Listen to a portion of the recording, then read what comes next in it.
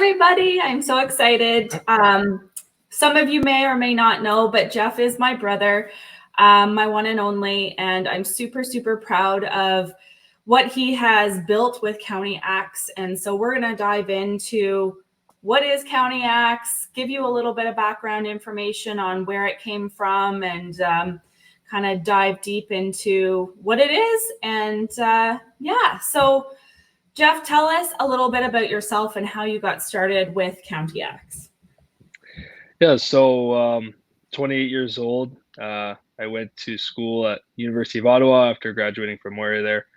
I was there for 5 years, came home, had a couple odd jobs here and there, worked my way into a couple government jobs, which, not my favorite kind of setting to work in, obviously. So I just started looking for different business opportunities, things that I could get started up, low startup cost, low overhead. Obviously, just coming off being a student, didn't have much money in the bank to play with. I went axe throwing one time, thought that it was pretty cool, started looking into it a little bit more, and saw an opportunity here out in the county that I thought it could kind of thrive in due to the tourism and stuff like that, and just kind of, put pen to paper and started from there. Yeah, I remember we literally had scribbles on a piece of paper at Piper Arms restaurant. And yeah. I remember you saying, oh, I want a physical location. I think it'll be great, blah, blah, blah. And I remember saying, no, I think you need to go mobile. I think it'll give you more diverse opportunities. And I'm so glad that we hashed that out because that was just a little bit over a year ago, I guess now. And you've built this flourishing, thriving axe throwing business that, is becoming one of a thing of its own and an amazing name for itself. And so a little bit about County Axe itself. So what makes County Axe different from other axe throwing venues? Yeah, so like you just touched on there, we are completely mobile. So as you can see here in the background, conveniently that we got, it's all mobile. So it's a completely custom built trailer from the ground up. Some of my buddies down at Thomas Trailers in Napanee, they actually built this thing for me, just to the exact specs that I wanted it, and how basically had my vision come to life. So we don't actually have a physical brick and mortar location like you would see in Belleville, for example. They have two different brick and mortar spots. I was set on that at first, and then our conversation kind of led me away from that, which was I'm thankful for now. You're so welcome. Yeah, we're completely mobile. We bring it to you. So instead of you having to come to us at our location, if Michelle Ellis is having a birthday party at Michelle Ellis's house and you want it in your front yard, in your backyard, in your driveway, wherever you want it, I take it right to your place, set it up wherever you tell me to, and we're on site for the whole duration of your booking at your place, at your desired location.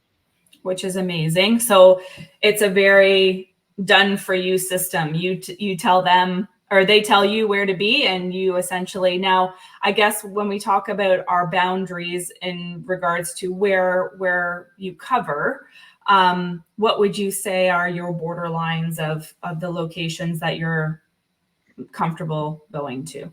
So people know. So I actually store the trailer in Belleville at my father's house because he has more space than I do, obviously, and that's what fathers are for. So I basically pinpoint a 50-kilometer radius from there is what I kind of worked out to be, not too expensive on gas, and the profit margins are still there. So we obviously cover the whole county, from east coast to west coast, north to south, the whole thing, and then we'll go out to, let's say, Napanee, for example, would be your eastern, all the way up to Tweed, Madoc, Sterling, Foxborough area, and then we all go all the way around to Brighton on that side, Brighton, Trenton, Quinte West, obviously. So that's kind of our bubble that we operate in. Perfect. So as far east as Napanee, as far west as Brighton, as far north as Highway 7, and as far south as Prince Edward County, basically. Yeah, exactly. Perfect. And then, so what if somebody really, really, really wants you to come and it's outside of those boundaries? Are you just going to tack on travel costs, like Yeah, exactly. prices? That's literally it. Like I still want to be able to service those people, even if they're a little bit too far. Obviously, like I don't want to say no to someone just because they're X amount of 10 kilometers too far. So it would just be a travel surcharge, which is exactly like you said. It's just to help us cover the gas fees. It's a very over-engineered trailer, so it's a lot more heavy than you think it needs to be, which is a good thing, obviously.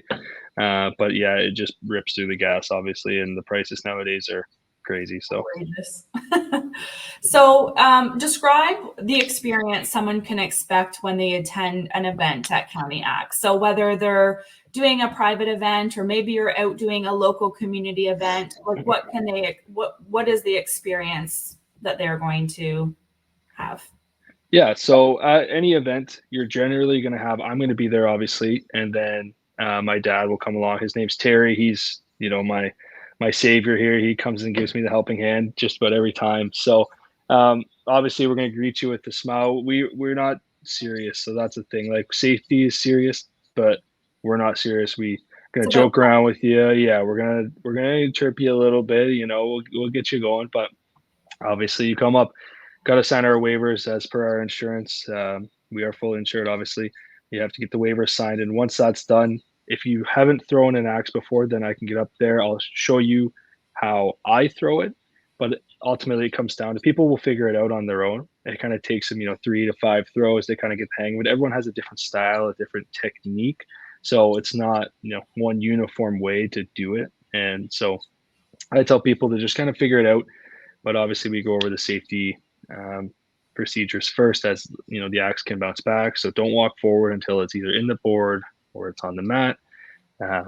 Don't throw while the other person is retrieving. You would think these things are common sense, however, people are thinking not so common that I would think, at least. So yeah, we go over the safety stuff, and then once they get the hang of it, depending on it's public or private. Public, you have limited throws. As private, we would maybe turn you into some sort of competition of some sort, and just make sure that everyone at least gets a good throw in there before they have to get off, if it's a public event where they had limited to throws. Right. Do you have different kinds of axes that you use, or is it just one standard axe? Yeah, so we have 2 different kinds of axes. We have your standard hatchet, which you can see here. It's like your everyday axe that you would throw with the wooden handle, and it has the one blade on it which you can stick into the board. And then I have these other axes.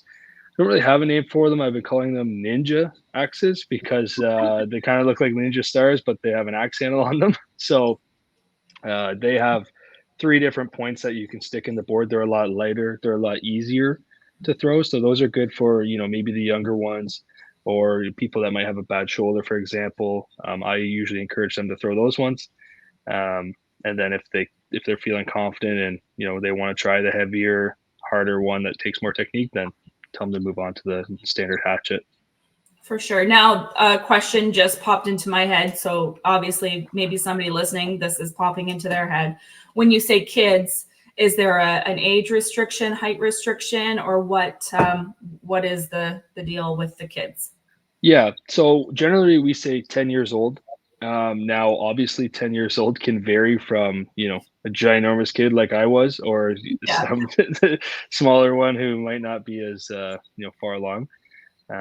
If that's the case, then I always talk to the parents, because the kids they obviously want to get up there. They see people doing it. They want to try it out, right? Their kids. So if, they're bigger kids and I feel confident with it, and, they're confident, I let them go. But if it's a younger one, maybe a little smaller, then I would get the parent. Listen, they can go up there if you yeah, if you feel confident enough, if you think that they can do it safely, then I'll take your word for it because you're the parent. But if I see anything, that I don't like, then I'll shut it down. Yeah, for sure.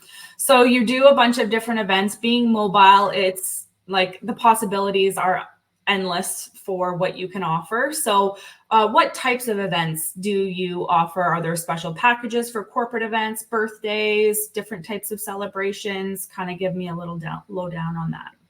Yeah, so I would say our main events that we attend are like work staff parties. So staff appreciation day, like a little spring fling, barbecue, style event, even like a Christmas party, work staff thing.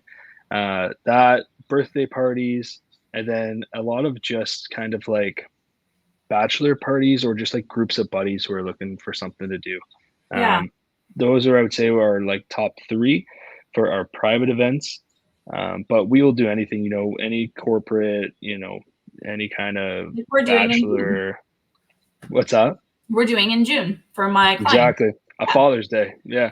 Yeah. Or even, real estate event. We'll do anything, honestly. Like, there's nothing that restricts us. As long as you have a place for us to set it up, then we're good to go. So, Yeah. Perfect. as for the packaging stuff, I actually haven't really had that come up yet. Like, obviously, everyone that books with us is a group. That's kind of, Mhm. you have a group of people. That's how it works. But I've never really had anyone ask for like um, multiple bookings, I guess you could say. I haven't had that come up yet. So Not yet. maybe that'll be something I have to face here this summer, hopefully. Yeah, for sure. So when you're running events and there's different skill levels, how do you accommodate the different skills levels from, say, beginners to experienced throwers? Do you put the experienced with the experienced and then new with the new, or how do you do that? Yeah. So we actually have a little, I call it the mini axers set up. So for the super young kids, so with zero experience, I have these Velcro targets I hook up on the side of the cage right here, and they have Velcro and foam axes.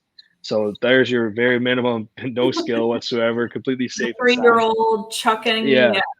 they're just hucking them. They're going over the thing. They're coming onto the cage, hitting me half the time. They're going under. They're going everywhere. So um, there's your base, and then that's where I would say those two different kinds of axes we talked about Yeah. are skill gaps. So if you're first starting, you've never done it before, you have no experience, I would always recommend using the ninja axe, just because any which way you throw it, it's pretty much going to stick in the board, and Right. it's super lightweight. So it's pretty safe. You're not going to hurt yourself.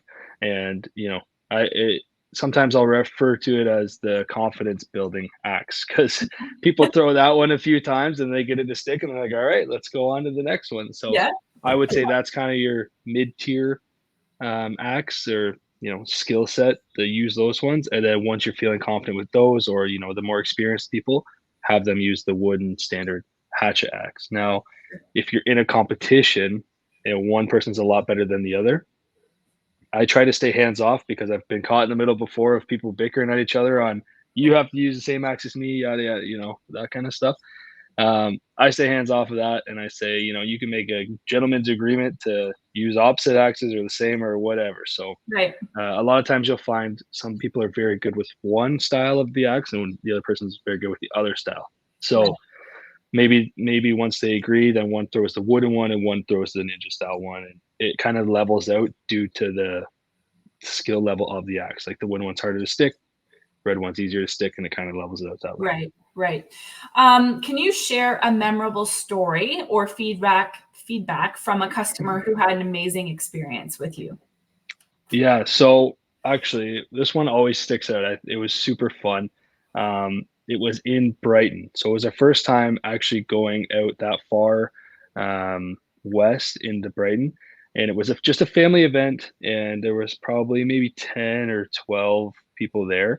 Um, And when we first showed up, they were kind of like, a lot of them were like, whatever, like, I'm not doing it, whatever.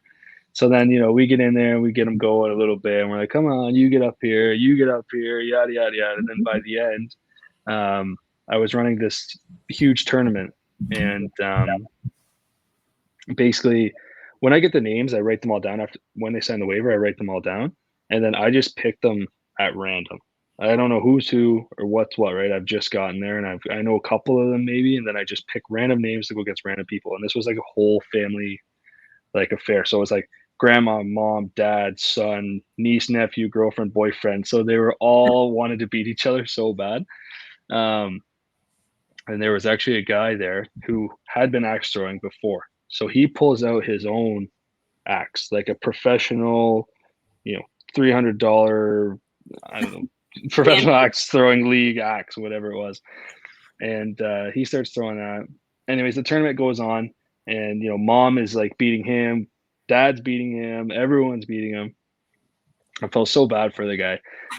But so it turns out the woman who booked us, she actually does like I don't know, custom embroidery on like cups and mugs and stuff like that. okay. I'm not sure what the word is for it, but she made these prizes. So it was like prizes from top three. So top three people get like it was like booze or whatever. And everyone got a prize. And then she had best thrower of the day was like a mug, and then worst thrower of the day. And so I kind of like talked to her on the side, and I was like, she's like, can you present these? And I was like, oh yeah, absolutely. So she just let me have free reign with it. And I was like, the best throw of the day, and I'm up on the trailer and everyone's huddled around. And I call up the winner or whoever was the best sportsmanship or whatever it was. And then the worst throw of the day, I picked a guy who had his own axe and had his own everything. And I'm like, you were the worst. Everyone's like, oh, and they all went nuts. That's amazing. Yeah, he was pissed, but it turned out to be it was brother and sister. So sister won best of the day and brother won worst. Oh, okay. That's So cool. yeah, I got a picture of them and stuff like that, and that was so fun, and it was such a good time with them.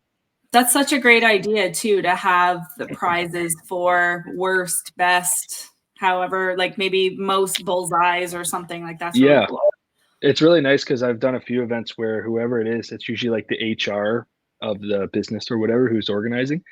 They always do like a top three prizes. I encourage that they do for their employees, just Yeah, because they're it kind of goes along with the theme of the staff appreciation or spring fling or whatever.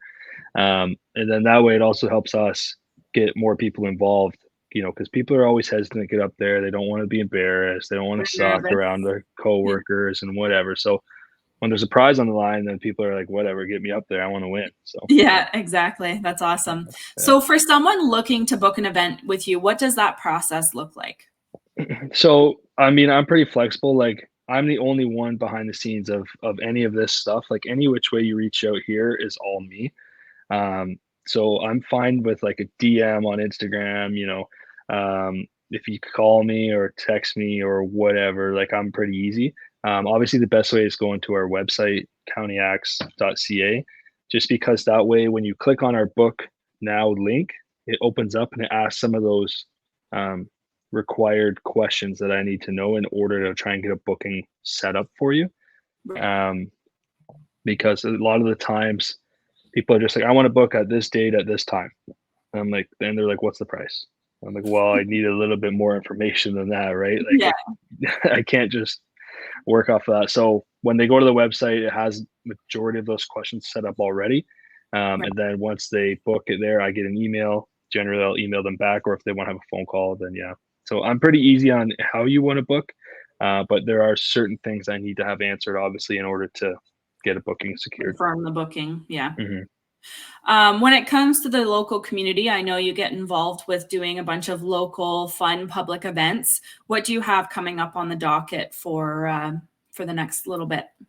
Um, so all of our public events are on our website as well. So I've just, as they come along, I kind of throw them up on our website. So if anyone wants to, if they don't want to, they don't have enough people to do a private booking, or maybe it's too expensive for them, or whatever it might be, they can go to our public events page, and then they can kind of see where we're going next. We just were at Parsons Brewery in the county there, which is one of my favorite spots to go personally. Business aside. So I was super pumped about that. I've been talking to the owner there, Chris. We're going to be heading back out there probably about once a month until the summer's done. So Amazing. you can definitely catch us at Parsons. And one of our bigger events we have coming up, we are at the Madoc Fair. I believe that is September 14 and 15, I think. So we'll be there, and then those are probably our major ones. We have another public event, which is with the Quinny West Youth Center. It's a big fundraiser for them. They're a non-for-profit, for youth who are looking for something to do, some activities, some alternate stuff like that. We'll be with them. That'll be out in Quinny West and Trenton at the Centennial Park there. So a few different things lined up, but it's crazy how they just pop up randomly day to day. And it's like, hey, we're having this. Can you be there? And it's like, let me check the schedule. Yep. All right. Awesome. So. And that's the thing, like you're just over a year old, and you're already getting so much engagement with people wanting to book you, because it's such a unique and different venue style event. You know what I mean? Like it's such a unique and different thing. I don't think it's not something that's usual around here. Like it's not just, you can just go to them anywhere around here. Like you are the only one. Yeah. So, I think my biggest thing that I always say is it's convenient. I think the biggest thing that gets us bookings is our convenience. Like if it's a birthday party and everyone's drinking and, no one's being DD, no way. All right, what can we do at the house? You have your yard games. What's something else that can kind of take us up a level? And it's like, well, these guys will take this thing right to your yard. Get them. Yeah. So it's kind of things like that. Just the convenience factor of us bringing it to them, I think, is what helps us out a lot right now. Yeah. So I guess in closing, what is your favorite part of running County Axe, and what does County Axe look like in the future? Do you have bigger plans? Are you going to expand? What's that vision look like? I think that my favorite part about running it would be like just the social interactions and being able to travel. Like the fact that I can, get to drive around places of the county that I've never been before and I would never go to. But I'm on my way to a booking. So I'll take the scenic road majority of the time, hit the road that I've never been on. And just people are looking out their windows like, what is that thing driving down my dirt road in the middle of the county? So I love doing that. And obviously the social aspect, as you know, I'm a super social guy. So I get out there.